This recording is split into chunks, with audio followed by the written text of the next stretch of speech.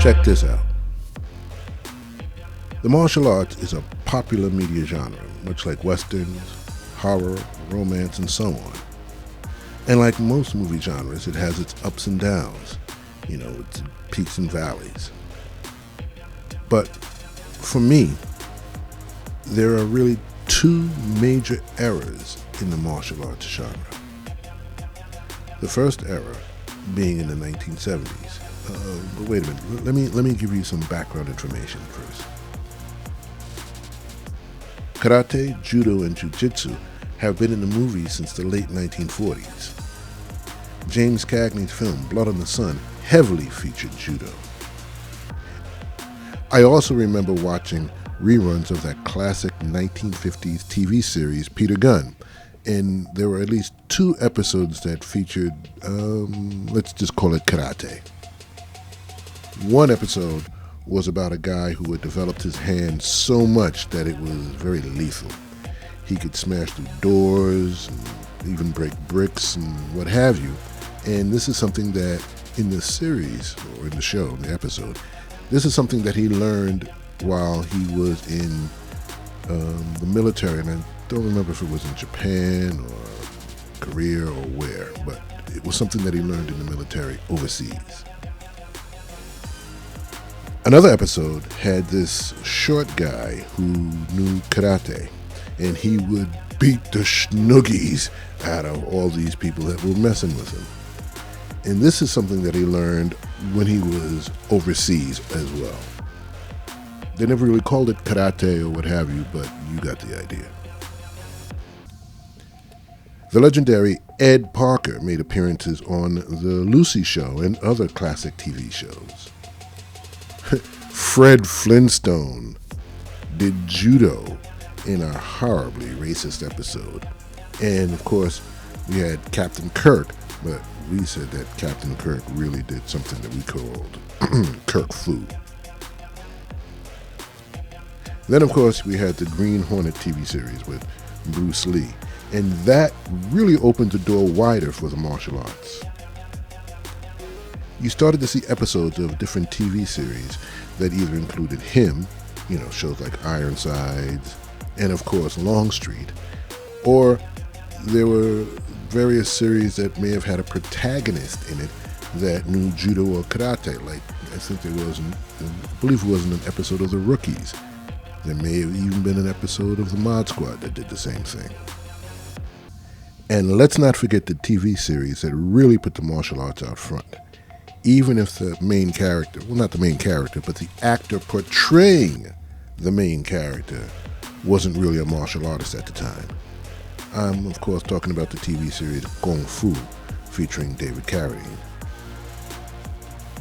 But the media explosion really didn't happen until the movie Enter the Dragon, which, of course, featured Bruce Lee.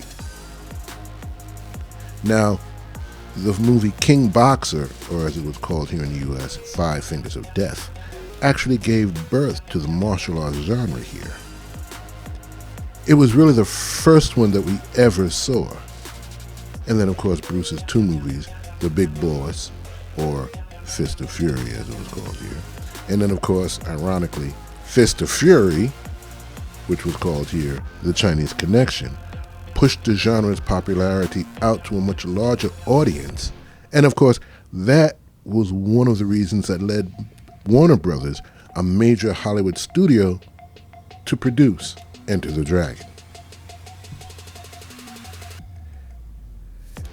After that movie, karate classes were becoming more and more popular.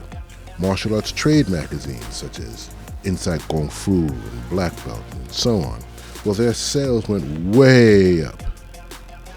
Marvel Comics had Shang-Chi,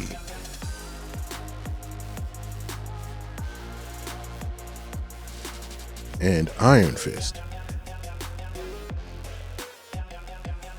And they also had the magazine Deadly Hands of Kung Fu, which also premiered or presented the character, the Sons of the Tiger, which then morphed into the White Tiger. I really didn't follow that series and that character so much, so I'm not really sure how and what happened. DC had their own share. What they had Richard Dragon, and of course Batman had multiple black belts. And then of course we had the Bronze Tiger, who was combining both the blaxploitation popularity as well as the martial arts genre. At that time, it seemed that every television hero had to have some kind of martial arts training, though it was painfully obvious that the actor portraying them may not have had. And the actor portraying them probably never set foot in a dojo or a dojang. In fact, that was a problem with a lot of the actors that you saw doing the martial arts at the time, is that most of them never trained in the arts.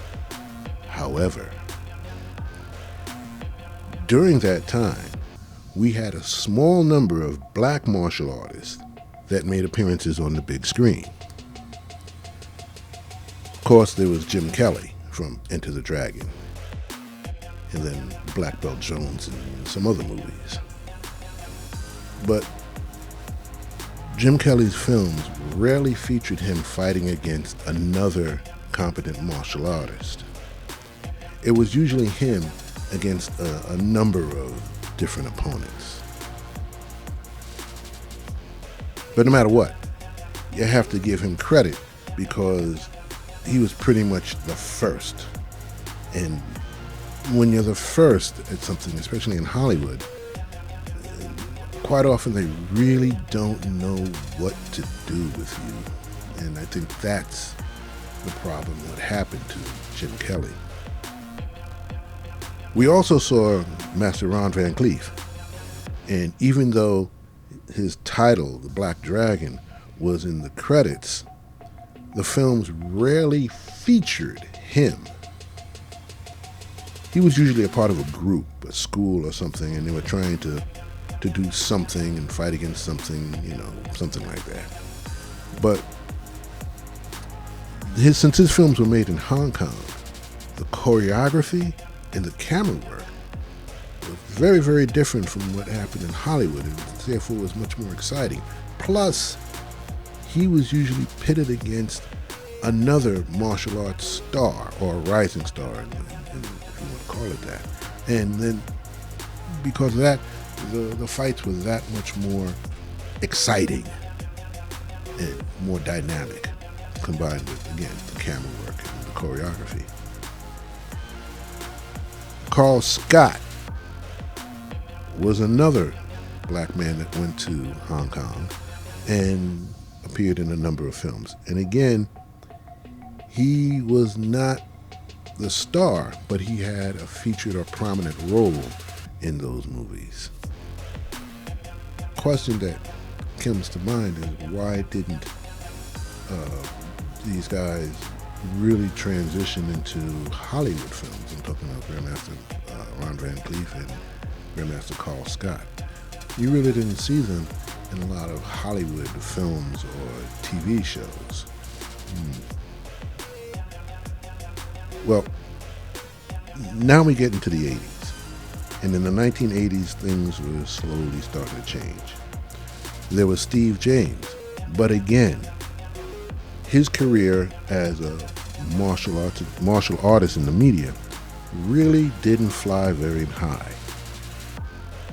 He was cast usually as a sidekick or best friend to the lead, and though he displayed his martial skills, again, the choreography and the camera work were just not up to the quality that we were used to seeing in a lot of those Hong Kong movies. And in my humble opinion,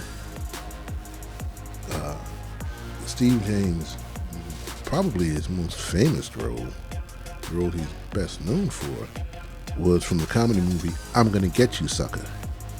And he played Kung Fu Joe, which ironically was a parody of Jim Kelly.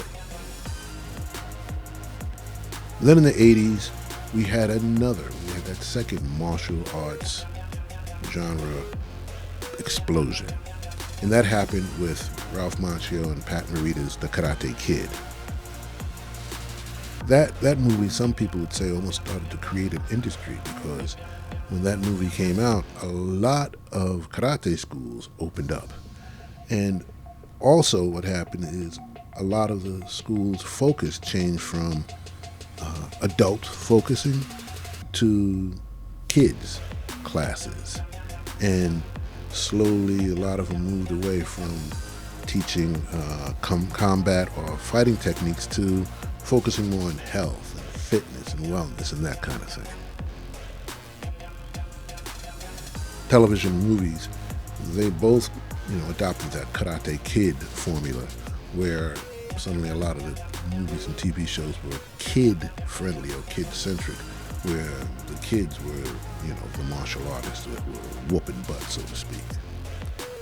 Jackie Chan, his movies started crossing over and being played here in the U.S. a lot more. And in fact, he did a couple of movies here in the U.S. And it was because of his particular brand of Kung Fu martial arts with that lighter touch, especially that touch of comedy. But to be honest, Jackie Chan had been doing films at that point for at least 10, 15 years. We get into the 90s, and then you have, of course, the Power Rangers. I think every kid watched the Power Rangers. We also had TV shows like Walker, Texas Ranger, which was featuring Chuck Norris.